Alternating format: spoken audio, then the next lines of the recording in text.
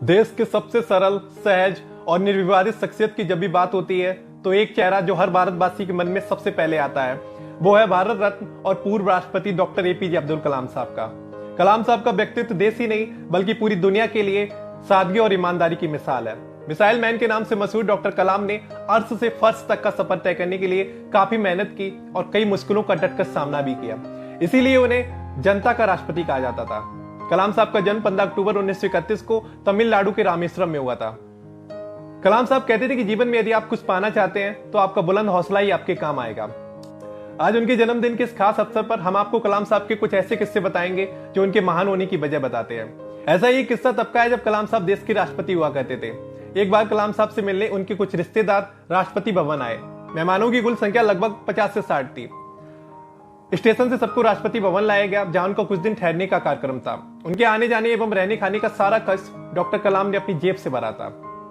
अधिकारियों को साफ निर्देश था कि इन मेहमानों के लिए राष्ट्रपति भवन की कारें इस्तेमाल नहीं की जाएंगी और साथ ही रिश्तेदारों के राष्ट्रपति भवन में रहने और उनके खाने पीने के सारे खर्च का ब्यौरा अलग से रखा जाएगा और इसका भुगतान राष्ट्रपति के नहीं बल्कि डॉक्टर कलाम के निजी खाते से होगा।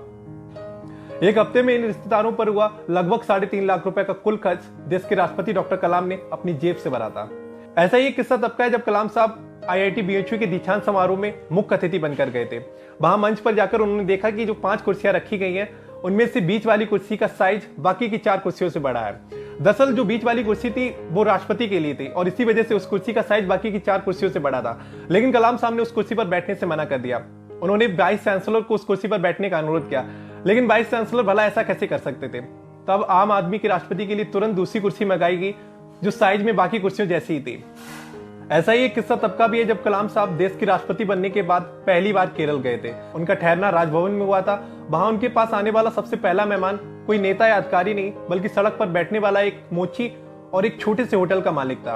एक वैज्ञानिक के तौर पर कलाम साहब ने त्रिवेंद्रम में काफी समय बिताया था। इस मोची ने कई बार उनके जूते काटे थे और उस छोटे से होटल में कलाम साहब ने कई बार खाना खाया था। राष्ट्रपति बनने के बावजूद भी कलाम साहब की सादगी में कभी फर्क नहीं आया।